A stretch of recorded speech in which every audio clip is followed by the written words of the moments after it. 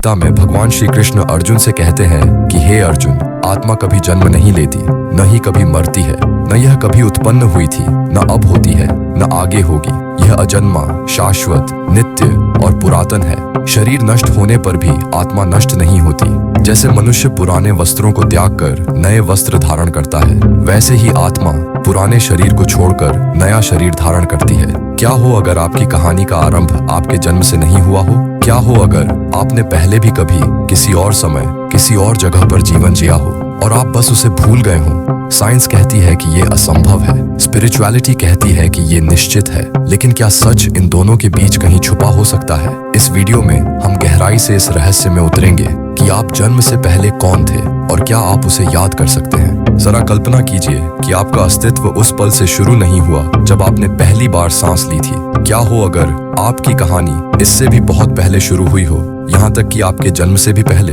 यह एक अजीब विचार है, लेकिन ऐसा विचार हजारों वर्षों से लोग करते आए हैं। क्या यह संभव है कि हमारे अंदर कहीं गहराई में हमारा असली रूप कुछ ऐसी यादें संजोए हो जो हमने इस जीवन से पहले किसी और जीवन में अनुभव की हो, या फिर उस दुनिया की यादें जो हमारे आने से पहले थी? वैज्ञानिक दृष्टिकोण से देखा जाए तो मेमोरी मस्तिष्क के विकास के साथ साथ बनती है। वास्तव में आधुनिक शोध यह संकेत देता है कि हम अपने शुरुआती दिनों की कोई बात याद नहीं रखते। येल यूनिवर्सिटी के वैज्ञानिकों का कहना है कि सभी मनुष्यों में एक समान विशेषता होती है। हम 3 या 4 साल की उम्र से पहले की घटनाओं को याद नहीं रख सकते। इस स्थिति को इन्फैंटाइल एमनीजिया कहा जाता है और इसका कारण यह है कि दीर्घकालीन व्यक्तिगत मेमोरीज बनाने वाला मस्तिष्क का हिस्सा हिप्पोकैम्पस इस उम्र से पहले पूरी तरह मैच्योर नहीं होता। अब सवाल यह उठता है कि इससे भी पहले जब हम गर्भ में थे तब क्या होता है? शोध से यह पता चला है कि अजन्मे बच्चे कुछ चीजें सीख सकते हैं, लेकिन केवल बहुत ही बुनियादी तरीकों में। उदाहरण के लिए, एक प्रयोग में गर्भवती महिलाओं को गर्भावस्था के दौरान एक कविता बार बार अपने बच्चे को सुनाने को कहा गया। गर्भावस्था के 38वें सप्ताह यानी जन्म से ठीक पहले जब वही कविता फिर से चलाई गई तो फीटस की हृदय गति धीमी हो गई, जिससे यह संकेत मिला कि उसने उस कविता को पहचान लिया। वैज्ञानिकों ने नोट किया कि 34वें सप्ताह तक फीटस गर्भ में सुनी गई आवाजों को याद रखने में सक्षम हो जाते हैं, लेकिन यह सीखना केवल सिंपल साउंड पैटर्न पर आधारित होता है, न कि व्यक्तिगत अनुभवों पर। यह दिखाता है कि फीटस आवाजों को पहचान सकते हैं, लेकिन भले ही फीटस कुछ चीजों पर प्रतिक्रिया कर सकता है, लेकिन उसके पास खुद के बारे में सोचने या किसी व्यक्ति की तरह अनुभवों को याद रखने की क्षमता नहीं होती है। सरल शब्दों में, जबकि गर्भ में एक बच्चा चीजों को महसूस कर सकता है, उसके पास हमारे जन्म के बाद की तरह विचार या यादें नहीं होती हैं। जब एक बच्चा जन्म लेता है तब तक उसकी इंद्रियां पहले ही गर्भ के अनुभवों द्वारा कुछ हद तक प्रशिक्षित हो चुकी होती हैं, लेकिन ये प्रारंभिक अनुभव भी बाद में कॉन्शियस मेमोरीज में परिवर्तित नहीं होते। नवजात शिशु उन गीतों या आवाजों को पहचान सकते हैं जिन्हें उन्होंने गर्भ में सुना था, लेकिन उनके पास उन पलों की कोई स्पष्ट याद नहीं होती। व्यावहारिक रूप से सारे प्रमाण यही दर्शाते हैं कि सार्थक व्यक्तिगत मेमोरी वास्तव में जन्म के बाद शुरू होती है। जब मस्तिष्क पूरी तरह विकसित नहीं होता तो आपके रहने या याद रखने के लिए कोई स्थान ही नहीं होता। इस मस्तिष्क आधारित दृष्टिकोण को माने तो अधिकांश वैज्ञानिक यही कहेंगे कि पहचान, आइडेंटिटी और मेमोरी वहीं शुरू होती है जहां मस्तिष्क शुरू होता है और वहीं खत्म भी हो जाती है जहां मस्तिष्क मरता है। संदेह करने वाले लोग इस विषय पर काफी स्पष्ट होते हैं। डॉक्टर हैरियट हॉल लिखती हैं, रीइंकार्नेशन जैसी कोई चीज नहीं है और पास्ट लाइव्स की मेमोरीज केवल कल्पना होती है। इस मटेरियलिस्टिक दृष्टिकोण में हमारी कॉन्शियसनेस हमारे भौतिक मस्तिष्क से जुड़ी होती है। जब मस्तिष्क नहीं रहता तो मैं का अनुभव भी समाप्त हो जाता है। लेकिन लोग इन सवालों को न्यूरोसाइंस में बहुत पहले से पूछते आए हैं। कई दार्शनिक और आध्यात्मिक परंपराएं मानती हैं कि किसी एक जीवन से परे भी कुछ अस्तित्व होता है। उदाहरण के लिए, प्राचीन यूनानी दार्शनिक प्लेटो ने सुझाव दिया था कि सीखना वास्तव में केवल रिकलेक्शन है।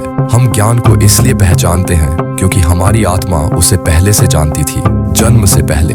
इस दृष्टिकोण में शिक्षा का अर्थ होता है आत्मा द्वारा पहले सीखे हुए पाठों को फिर से खोज निकालना। दुनिया भर की संस्कृतियों में जन्म से पहले और मृत्यु के बाद के जीवन की धारणा बार बार देखने को मिलती है। उदाहरण के लिए, हिंदू धर्म मानता है कि आत्मा शाश्वत है और यह जन्म, मृत्यु और पुनर्जन्म के चक्र से तब तक गुजरती है जब तक वह मोक्ष, लिबरेशन को प्राप्त नहीं कर लेती। बौद्ध धर्म में भी संसारा पुनर्जन्म का चक्र की बात होती है जो कर्म से प्रभावित होता है। प्रारंभिक बौद्ध ग्रंथों में लिखा गया है कि बुद्ध ने अपने कई पास्ट लाइव्स को याद किया था। यहाँ तक कि प्राचीन मिस्र की मान्यताओं में भी एक अमर आत्मा की बात होती है। मिस्र वासियों का मानना था कि सृजन ने हर व्यक्ति में एक आत्मा डाली, एक शाश्वत शक्ति जो हर इंसान में रहती थी। कई नेटिव और इंडिजिनस परंपराएं भी रीइंकार्नेशन का सम्मान करती हैं या यह मानती हैं कि चेतना जन्म से पहले माता पिता को चुनती है। विवरण अलग अलग हो सकते हैं, लेकिन साझा धारणा यही है कि आत्मा केवल एक जीवन तक सीमित नहीं है। तो फिर साक्ष्य क्या कहते हैं? कुछ कहानियां वाकई चौंकाने वाली हैं, भले ही कोई निर्णायक प्रमाण न हो। 1950 के दशक में वर्जीनिया टाइगर नाम की एक महिला ब्राइडी मर्फी के नाम से मशहूर हुई। हिप्नोसिस के दौरान उसने 800 के दशक की एक आयरिश महिला के रूप में डिटेल्ड मेमोरीज सुनाई, लेकिन जांच के बाद पाया गया कि उसकी कहानी में कई झोल थे। कोई भी रिकॉर्ड उसके दावों से मेल नहीं खाता था और यह दिखाया गया कि उसकी यादें असल में बचपन की सच्ची यादों पर आधारित कल्पनाएं थीं। यह केस यह दिखाता है कि कैसे मन एक प्रेरित कहानी को सच्चाई की तरह गढ़ सकता है। लेकिन दूसरी ओर कुछ रिसर्चर्स ने ऐसे मामले दर्ज किए हैं जिन्हें नजरअंदाज करना आसान नहीं है। यूनिवर्सिटी ऑफ वर्जीनिया के साइकाइट्रिस्ट इयन स्टीवेंसन ने 2500 से अधिक ऐसे मामलों को डॉक्यूमेंट किया जिनमें छोटे बच्चों ने पास्ट लाइव्स के दावे किए। उन्होंने पाया कि कई बच्चों ने इतनी डिटेल दी कि रिसर्चर्स एक ऐसे मृत व्यक्ति की पहचान कर सके जो उस विवरण से मेल खाता था। हैरानी की बात यह है कि कई मामलों में बच्चों के शरीर पर ऐसे बर्थ मार्क्स या व्यवहार पाए गए जो उस व्यक्ति से मेल खाते थे। उन्होंने लिखा, कई बच्चों के जन्म चिन्ह उन घावों से मेल खाते थे जो उस पिछले व्यक्ति को हुए थे, और कई बार बच्चों में ऐसे डर या इच्छाएं देखी गईं जो उस पिछले जीवन की घटनाओं से जुड़ी थीं। उनके उत्तराधिकारी जिम टकर ने इन कहानियों को और गहराई से खंगाला। टकर कहते हैं कि कुछ मामले इतने मजबूत हैं कि उन्हें नजरअंदाज करना मुश्किल है। जैसे कि एक 3 साल का बच्चा रायन ने एक सफेद घर, एक परिवार और एक मूवी स्टूडियो की बातें करना शुरू की जो किसी और समय की लगती थी। जब वह एक पुराने हॉलीवुड फोटो बुक को देख रहा था, उसने एक एक्टर की फोटो की तरफ इशारा करते हुए कहा, वो जॉर्ज है, हमने साथ में एक फिल्म की थी। फिर उसने दूसरे एक्टर की तरफ इशारा करते हुए कहा, वो मैं हूँ, मैंने खुद को ढूंढ लिया। उस पल में वह बच्चा उस मृत व्यक्ति की पहचान खुद में कर रहा था। टकर कहते हैं कि वह इन मामलों को एक्सप्लेन नहीं कर सकते, वे केवल उन्हें डॉक्यूमेंट कर रहे हैं। उनका कहना है कि कुछ कहानियों के साधारण एक्सप्लेनेशंस होते हैं, लेकिन कुछ अब भी बिना जवाब के हैं। उनके शब्दों में कभी कभी सबसे लॉजिकल साइंटिफिक एक्सप्लेनेशन यही हो सकती है कि बच्चा सच में किसी और जीवन की मेमोरीज याद कर रहा है। वे यहाँ तक कहते हैं कि कुछ क्वांटम फिजिक्स इंटरप्रिटेशंस कॉन्शियसनेस को एक मूल तत्व मानते हैं, और अगर यह सच हो तो ऐसी रहस्यमय चीजों के लिए कुछ संभावना बनी रह सकती है। आलोचक अब भी इन कहानियों से संतुष्ट नहीं है। मनोवैज्ञानिकों का कहना है कि छोटे बच्चे अत्यधिक सजेस्टिबल होते हैं, यानी वे आसानी से बाहरी प्रभावों से प्रभावित हो सकते हैं, और विविड कहानियां कई बार अन्य तरीकों से भी पैदा हो सकती हैं। उदाहरण के लिए कुछ अजीब मामलों में बच्चों ने न केवल पास्ट लाइव्स की बातें की बल्कि उनके बीच के समय की भी, जैसे कि उन्होंने अपना ही फ्यूनरल अटेंड किया था या उन्हें अपनी कंसेप्शन की याद है। हालांकि ये बातें बेहद दुर्लभ हैं और इन पर काफी विवाद भी है। इसके अलावा हिप्नोटिक रिग्रेशन विशेष रूप से कुख्यात है फॉल्स मेमोरीज पैदा करने के लिए। संदेहवादी डॉक्टर हैरियट हॉल ने उल्लेख किया कि रिग्रेशन थेरेपिस्ट्स अक्सर हिप्नोसिस, लीडिंग क्वेश्चंस और मजबूत सुझावों का इस्तेमाल करते हैं, जिससे पेशेंट्स यह कल्पना करने लगते हैं कि रीइंकार्नेशन सच है। सीधे शब्दों में कहें, ये सेशंस अक्सर लोगों को केवल एक अच्छी कहानी बताने की ओर प्रेरित करते हैं, लेकिन यह किसी पास्ट लाइफ का ठोस प्रमाण नहीं होता। दिलचस्प बात यह है कि इन विचारों से कुछ समानताएं नियर डेथ रिसर्च में भी देखी गई हैं। कुछ सिद्धांतकारों ने बताया है कि नियर डेथ एक्सपीरियंसेस एनडीज में जो लाइट की सुरंग दिखाई देती है वह असल में जन्म की प्रक्रिया की उलटी छवि जैसी लगती है। मनोवैज्ञानिक स्टैनिस्लाव ग्रोफ ने यह विचार रखा कि एनडीईज जन्म की प्रक्रिया का सिंबॉलिक रिप्ले हो सकते हैं, और उन्होंने इसे नियर बर्थ एक्सपीरियंस कहा।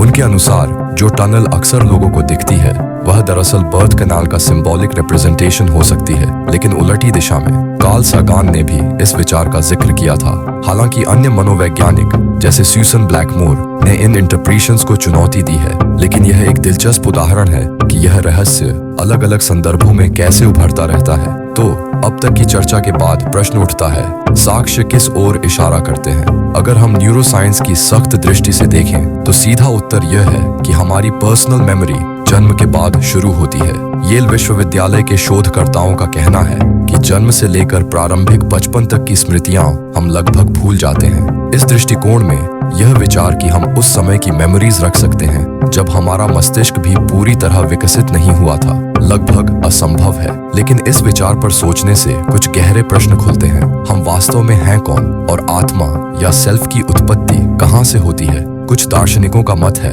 जैसे कि जॉन लॉक, की व्यक्तिगत पहचान पर्सनल आइडेंटिटी एक निरंतरता है मेमोरी और कॉन्शियसनेस की, जो समय के साथ चलती रहती है। तो यदि किसी व्यक्ति को किसी पास्ट लाइफ की मेमोरी वास्तव में आती है तो वह भी उसी मैं की निरंतरता का हिस्सा होगा। अन्य विचारकों का कहना है कि भले ही हमें लिटरल मेमोरीज न हो, लेकिन हमारे भाग्य, डेस्टिनी या संबंधों, रिलेशनशिप्स के कुछ पहलू पूर्व जन्म से जुड़े हो सकते हैं। और जैसा कि हमने देखा, कई आध्यात्मिक परंपराएं तो ये मानती ही हैं कि जन्म से पहले और बाद में भी आत्मा का अस्तित्व बना रहता है, भले ही हम उसे वैज्ञानिक रूप से सिद्ध न कर सकें। अंत में यह निर्णय हर व्यक्ति को स्वयं करना होता है कि वह किस बात में विश्वास करता है। शायद सबसे सुरक्षित निष्कर्ष यही है। विज्ञान कहता है कि हम शायद जन्म से पहले का जीवन याद नहीं रख सकते, लेकिन उस विचार पर विचार करना भी गहरे अर्थों से भरा हुआ हो सकता है। ये कहानियां हमें विज्ञान, आध्यात्मिकता और दर्शन के बीच की पुल पर ले जाती हैं और हमें चेतना, कॉन्शियसनेस की प्रकृति के बारे में सोचने पर मजबूर करती है। जीवन स्वयं एक रहस्य है, और मैं कौन था जन्म से पहले जैसा प्रश्न हमें यह याद दिलाता है कि आज भी हम बहुत कुछ नहीं जानते। चाहे आप लिटरल पास्ट लाइफ मेमोरीज में विश्वास करें या नहीं, ये प्रश्न पूछना ही हमें आइडेंटिटी और आत्मा को लेकर ओपन माइंडेड बनाए रखता है। तो क्या आप याद कर सकते हैं कि आप जन्म से पहले कौन थे? हम में से अधिकांश इसका उत्तर किसी ठोस स्मृति या तथ्य से नहीं दे सकते, लेकिन सिर्फ यह प्रश्न पूछना भी एक गहन अनुभव हो सकता है। अब आपकी बारी है सोचने की। क्या हम केवल अपने मस्तिष्क की मेमोरीज हैं, या कुछ और भी है जो हमें परिभाषित करता है? यह यात्रा विज्ञान, संस्कृति और आत्मा की खोज के बीच की है, और अंत में यह हमें खुद से यह पूछने को कहती है, जीवित होने का अर्थ क्या है? वीडियो देखने के लिए धन्यवाद। डार्क 101 को अभी सब्सक्राइब कर लीजिए, नहीं तो ऐसे ज्ञान और रहस्य वाली विद्या खो जाएगी।